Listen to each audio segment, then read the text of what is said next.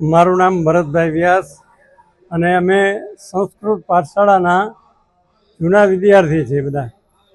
એટલે દર વર્ષે પર્જન્ય યાગ અમે કરી છીએ. ભગવાન ઇન્દ્રની કૃપા થાય, પ્રાણી માત્ર, જીવ જંતુ, માણસ બધાને માટે જલની તો જરૂર છે. આપણે મકાન બનાવી તો મકાનને પણ પાણી જોઈએ, તો અમે દર વર્ષે કરી છીએ અને કોઈ પાસેથી કાંઈ લેતા નથી.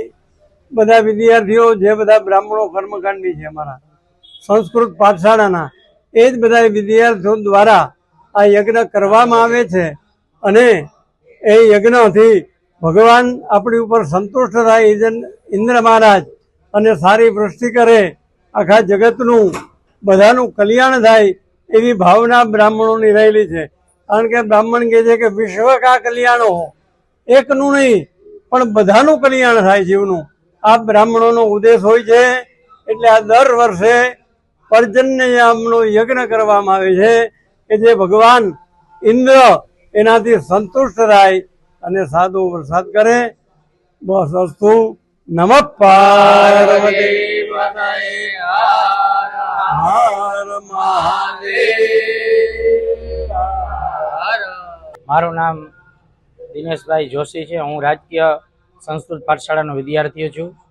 અમારા દ્વારા આ પર્જન્ય યાગ કરવામાં આવે છે. પર્જન્ય યાગની અંદર ભગવાન ઇન્દ્ર મહારાજને રીઝવવા માટે અનેક પ્રકારના દ્રવ્યો, જેમાં ખીર, જવ, તલ વગેરે, વાંસ, લીલો વાંસ, કમોદ, નાગરમોદ, અનેક દ્રવ્યો દ્વારા ભગવાન ઇન્દ્ર મહારાજને પ્રસન્ન કરવામાં આવે છે.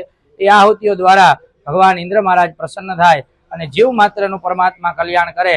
આ હેતુ માટે સૌ બ્રાહ્મણો, સૌ વિદ્યાર્થીઓ મોટી સંખ્યામાં ગામ ગામથી અહીંયા પધારી અનેક લોકો પોતાની સેવા આ યજ્ઞ કાર્યની અંદર આપે છે અને નિસ્વાર્થ ભાવે આ યજ્ઞ કરવામાં આવે છે. આ યજ્ઞનો હેતુ એક જ છે કે વિશ્વનું કલ્યાણ થાય અને પરમાત્મા ઇન્દ્ર મહારાજ પ્રસન્ન થાય અને જીવ માત્ર સૃષ્ટિનું કલ્યાણ થાય. એ માટે આ બ્રાહ્મણો, કર્મકાંડી બ્રાહ્મણો દ્વારા આ યજ્ઞ કરવામાં આવે છે. દર વર્ષે આ પર્જન્ય નામનો યજ્ઞ રાજકીય સંસ્કૃત પાઠશાળાની અંદર કરવામાં આવે છે.